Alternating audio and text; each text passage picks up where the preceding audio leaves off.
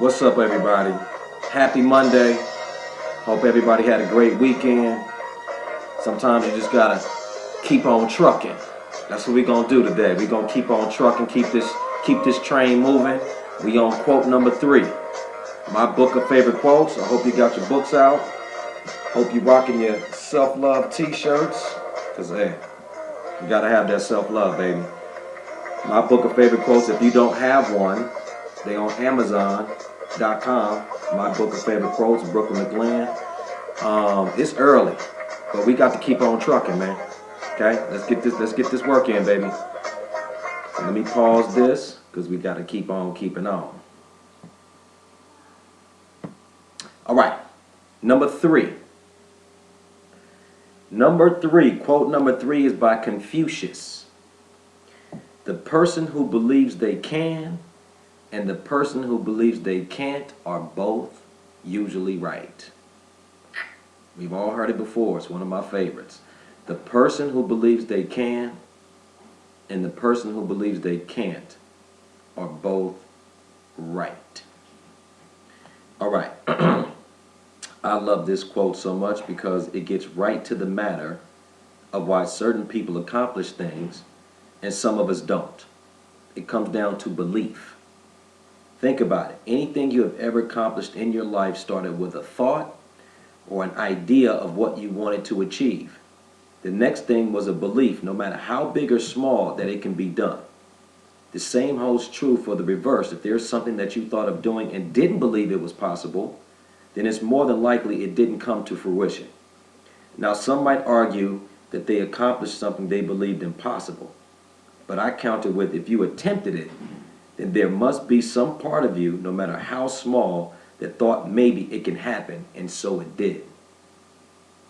Think of all the great accomplishments in the world to date, such as air travel, telephones, internet, cars, space travel, the list goes on and on. At some point in time, the masses of people thought it impossible to accomplish. Fortunately for us, the inventors of it didn't think so, and that right there is the root cause of the I can't syndrome. Most of us allow people and external conditions to tell us what we can accomplish. When we were children, our imaginations allowed the freedom to believe anything is possible. Like, remember that. Remember when we was a kid, like, we'd be all up in our parents' faces and they just be like, go play. And we didn't go, well, I don't have a phone. I don't have the computer. Like, I don't have the internet. I don't have a TV. We just went and played. We either went outside and our backyard became a jungle, or we stayed in the house and made tents, with flashlights, and we played inside, or we took pieces of paper and folded them up into little triangle footballs and we played football. You took your socks out your drawer and you bent a hanger wire and you stuck it in the door jamb, and now you had a basketball court. Right? We just came up with anything. We played army, soldier, our imaginations were incredible. Right? But somewhere along the line, we got told to stop using our imaginations. We have to grow up. We have to be adults. We have to be realistic. Right?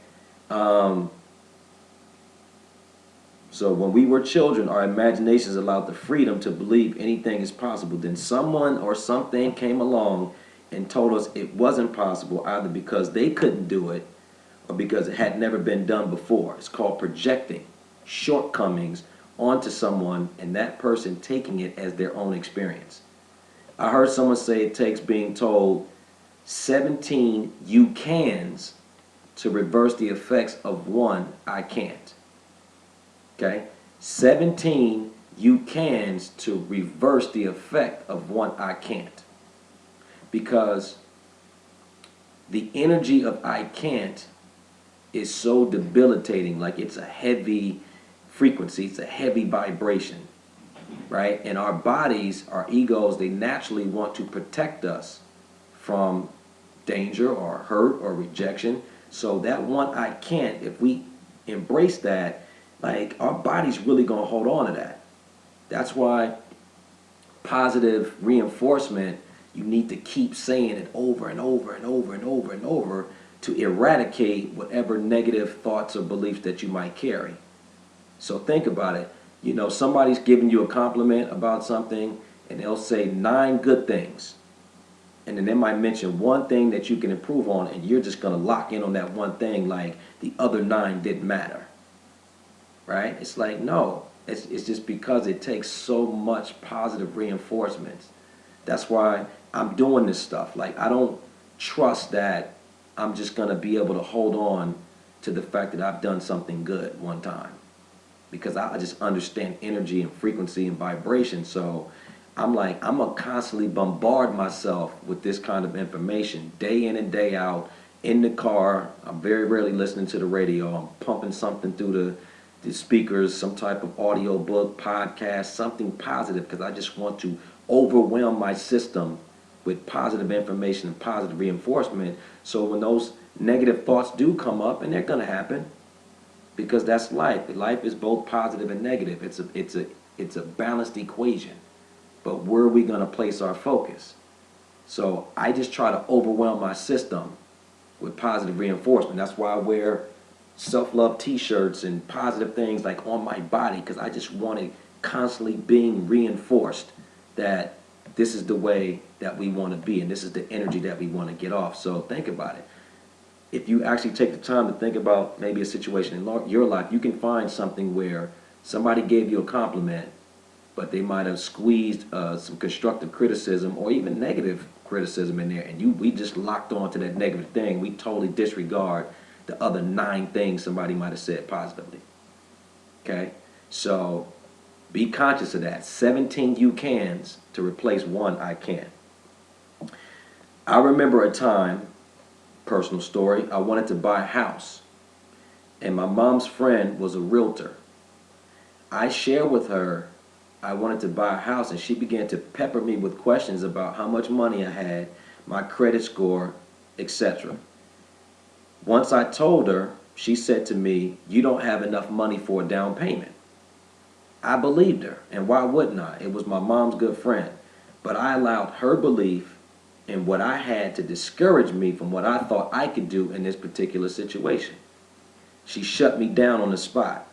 At that age, in my early 20s, I didn't have enough self-confidence, self-esteem to continue with my dream. I didn't understand that if I wanted something bad enough, a way could be made out of no way. I accept full responsibility for how I received the diss. Looking back, I don't think she intentionally tried to discourage me, but it did. We are giving, you know what, before I even go on, that happens a lot. When we're kids, we have these grand ideas about what we want to do. When we grow up, people ask us, what do you want to do? What do you want to accomplish? What kind of things do you want to have? And as kids, we don't know things aren't possible. So we just say it. I want to be an astronaut. And what happens is an adult, sometimes knowingly or unknowingly, will go, well, how are you going to do that? And as children, we don't know how. So if you're asking us to figure it out right now, we don't know. And because we don't know, a lot of times we walk away feeling discouraged. Like, well, if I can't give you an answer right now and I don't know, then I'm never going to know. Which is so far from the truth. Okay? So we have to be, as an adult, we have to be conscious of asking children, well, how are you going to do that? Right? If we don't have a solution for them. It's okay if you're going to go, how are you going to do that? And they go, I don't know. And you go, well, this is how you can do that. But we have to be very, very conscious of how powerful our interactions are with our children. They're looking at us as examples. So if we ask them a question like that, we better have some type of response for them. Don't ask them that and they say, I don't know, and that's the end of the conversation. They're going to walk away feeling like, they can't do something. Okay? Be conscious of that. We are given imaginations and desires for a reason. It is because the universe that we live in is an expansive domain with everything in it that we need to create anything we can come up with in our minds. The key is, no matter how many times we try and fail, we must continue to believe it is possible. Instead of thinking impossible, change it to I'm possible. Each step in the direction of the desired result should be applauded, solely focusing on the journey to the destination as opposed to only on the destination, right? Because the journey is the key, right? We think it's about having the thing that we want, when in reality, it's who are you going to become in order to have the thing that you say you want? So if I'm desiring something that I don't have right now, right, then this person, Brooklyn, is only capable of what he has right here in this moment. If I want something I don't have, I have to become something other than what I am right now. That's really where the fun is. Who do I have to become in order to have a better relationship, better finances, better friends, better whatever, better spirituality? Like, I have to become something other than who I am today. And I'm not saying that who I am today is not good enough. We're all perfect right where we are. But if we're trying to desire or have things that we do not have, then we have to become something other than what we are. And to me, that's the fun of the game, right? The actual physical manifestation of something is the icing on the cake, because it's the becoming of who I need to become is where the fun is. So if we focus on that and move in the direction of that, the destination is not going anywhere. It's there. It's waiting for you.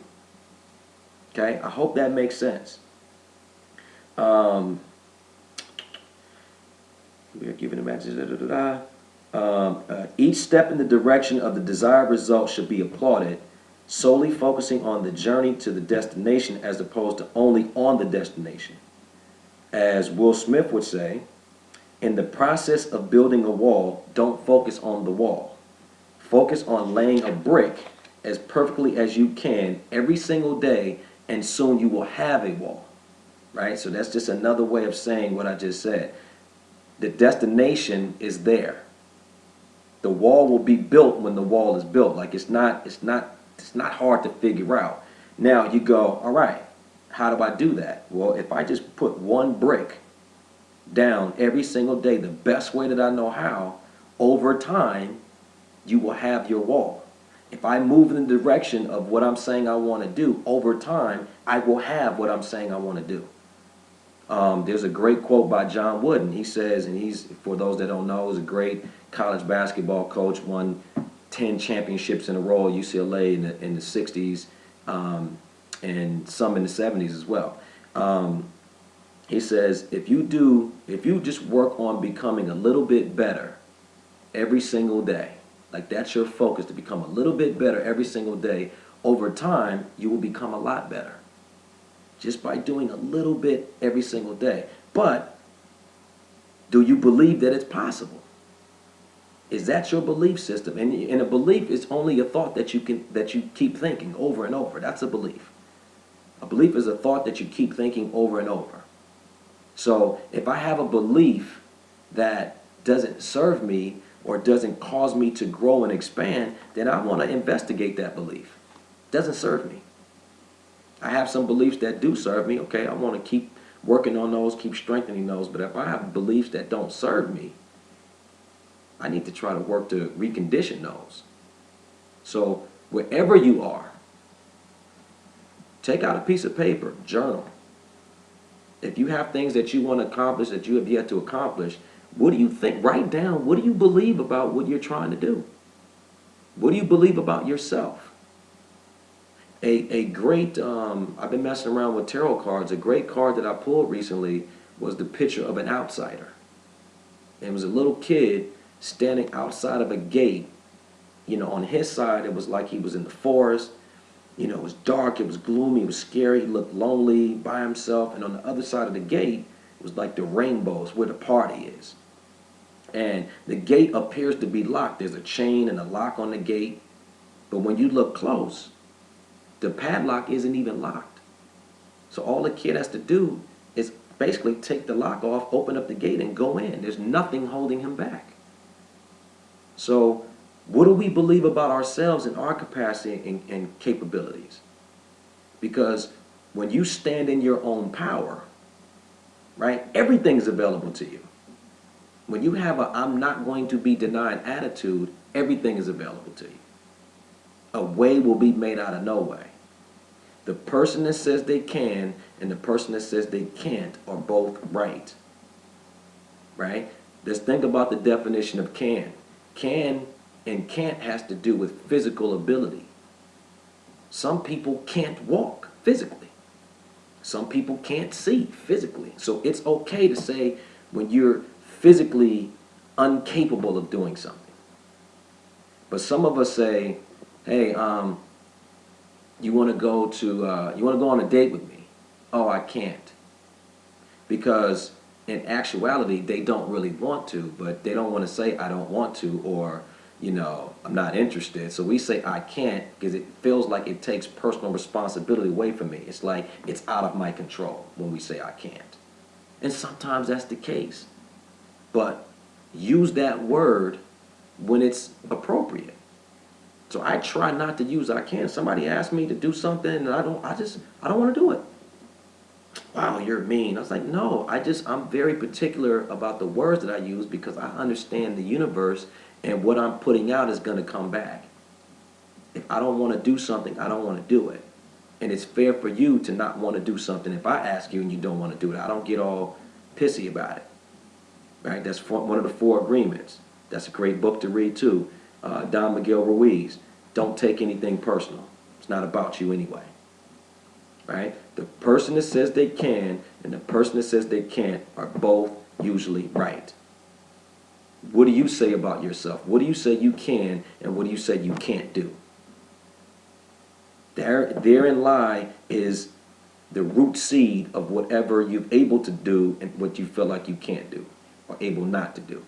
So think about the things that you've accomplished. It's because you gave yourself permission to go accomplish them. And if there's things that you haven't accomplished, have you given yourself permission to go after them? Or have you allowed society or our family or our friends to project things onto you and we've accepted them as our own belief system? And in turn have kept us stuck and not able to achieve. Something to think about. I want to encourage you to become dreamers and doers because it is only then that anything becomes possible. When someone tells you no one has done anything like this before, your response should be, that's why it's going to work. Okay? That's quote number 3, my book of favorite quotes. We're going to keep on trucking, baby. Self-love. Self-love t-shirts are available. Portion of the proceeds going to charity. So, hey, man, you can keep up with me. I would love your comments. I just love the interaction with people. We all here together. We're one human family. So leave your comments, your concerns. If you something you want me to discuss or talk about or something you want to share with me, by all means, do it. Check me out on lifestrategymeetup.com. That's one word, lifestrategymeetup.com. Because I have other videos and stuff. I got YouTube stuff here, Instagram, Twitter, Facebook, all Brooklyn Mclinn, Life Strategy Meetup group on Facebook. Yeah, man, let's go get this thing. Let's keep growing, let's keep elevating, and let's keep on trucking, baby.